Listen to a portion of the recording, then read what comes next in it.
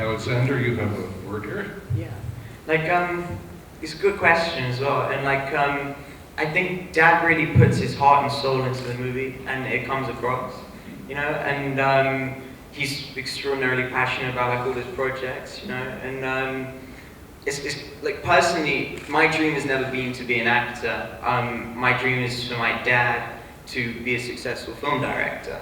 And, you know, it's kind of a bonus to me to be in the movie and, you know, get a career out of this, because it's an amazing profession, it's an amazing art. So yeah, so thanks everybody for coming today. And I just wanted to ask you as well, you are not only an actor, but you're also a composer, a musician, and I know you're working on a music video to promote this movie. Can you tell us a little bit about what's going into that? Yeah, I've been writing this song for a while now. It's called Our Heart Is Together in Another World. And basically it's about the love between Joseph and Kashka.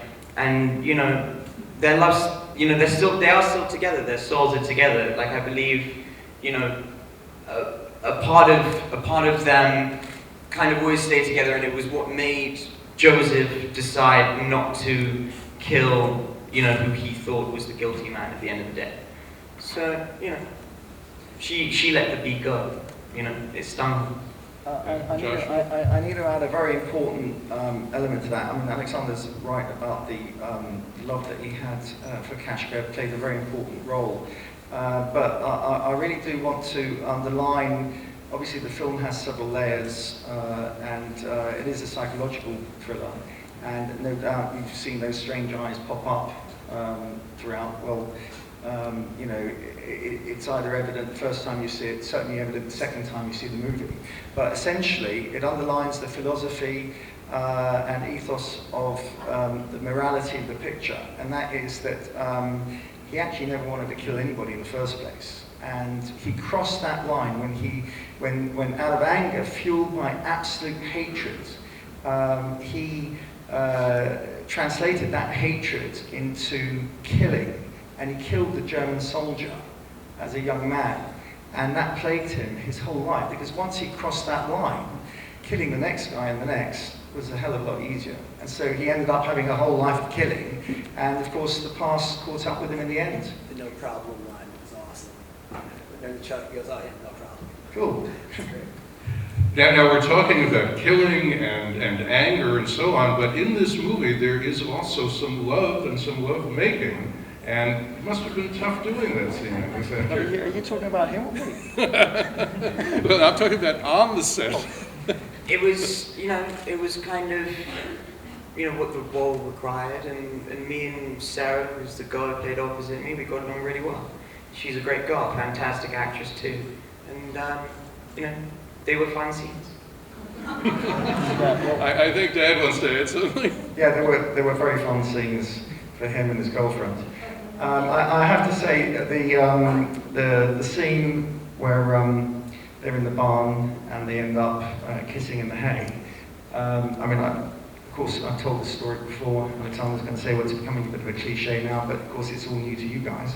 Well, anyway, so we do the first take and get to the end of the scene where they lay down in the hay and they have one kiss, and I call cut, and they don't stop. So, but of course, I had the mom behind me. We had a bank of monitors in my tent. Very cold in Poland, by the way, Miss Poland over there. And so I had a tent with all these heaters, and so the mother stands up and she shouts, "Cut, cut, cut!" Yeah, and in my defense, and you know what? And they still didn't stop. In mine and Sarah's defense, yeah, they were. we only heard it when Sarah's mom, Monica, right? Yeah. When she said, "Cut," we didn't hear Dad, the microphone was malfunctioning. You're right. The history of stage mothers in Hollywood is long, but very, very identical. So Yeah, let's no take. explanation necessary anyway. Let's take another question for Joshua or for Alexander. Who? Yeah, from the back, Barney. In the back. Okay. Yes, sir. My question is for the director. I just want to thank you for a very touching movie. I wish you the very best with it. Oh, thank you so much. Thank you. And there are new projects, very good, exciting projects that will be coming from Calibra Pictures in the future. Another question, over here, yes. Right, for the director, what made you decide at the end to enter the design of some of those projects? Well, that's a very interesting question, and the whole film is inspired, as I mentioned earlier on, by my late father, by this notion that I had, and I modelled the relationship, the on-screen relationship, father and son, on the relationship that I had with my dad. And the thing about being a writer is that you can explore your darkest side in a very safe manner. And so, really, for me, I posed myself the question, would I actually have pulled the trigger myself? I'm not going to tell you guys whether I actually would have done it for real.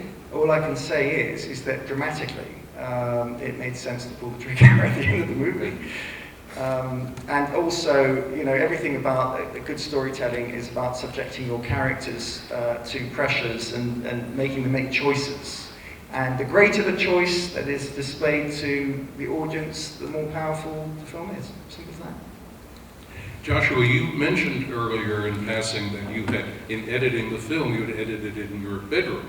Now, I know that was true, but beyond that, it was a big, elaborate setup in the house. Tell us a little bit about the editing, and also, you had a lot of footage to work with, and each cut that you make, everything that you decide can't fit in, must be difficult. And well, yeah, I mean, it can be, because obviously every single shot that you do, every take that you do, I'm always looking for magic moments in every take that I have, and I'm actually cutting anyway as I'm shooting, because my own editorial experience enables me to do that.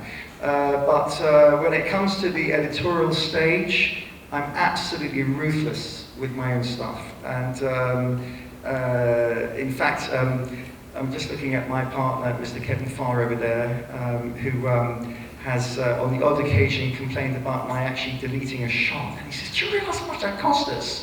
And I said, "Well, yeah, but at this stage it doesn't matter. We've spent at this stage. We have to have whatever is in the film that serves the best interest of the picture." And I can't let financial considerations enter into it, and I can't also let my own personal feelings as the director enter into it. I have to edit the material as if I wasn't the director, and the thing has to make sense and follow its coherence. Yes, I mean, editing in my bedroom, it probably makes it sound like, you know, I had the editing suite actually by my bed. It wasn't far away, but what I did, because I used to own a post-production facility in London for many years, I actually built the microcosm of a facility in my house. So I had my Avid editing system at the far end of my bedroom, with a curtain in between, but it was all networked to one of the floors that had 14 digital workstations installed. And it was actually like a major post-production facility. There were 1,500 shots in the movie. 1,000 of these shots are in fact visual effects shots. But I had 14 of the finest visual effects artists actually come in for months on end, 24/7, to enhance and paint the imagery that you've seen. And to sort of come back now as we wind up here and go on to party, Steven Spielberg, Roy Scheider, big strong connection going back to when Steven Spielberg was a young director, not proven, certainly not a great Hollywood institution as he now is. Joshua did an on-camera interview with Steven Spielberg for about 4 minutes, with Spielberg speaking off the cuff into the camera, unscripted, unrehearsed. Tell us, if you would, just share with us a little bit of how Steven Spielberg felt about Roy Scheider. Oh, he loved the guy. They remained dear friends up until he died, and It was great meeting Stephen and him giving me this clip, which unfortunately I was unable to show you tonight, because it wasn't actually at the front of this copy of the film. You know, we shared a common loss, because Roy wasn't just working for me as my star. He was my friend, and you know, we both lost a very dear friend, so we connected that way.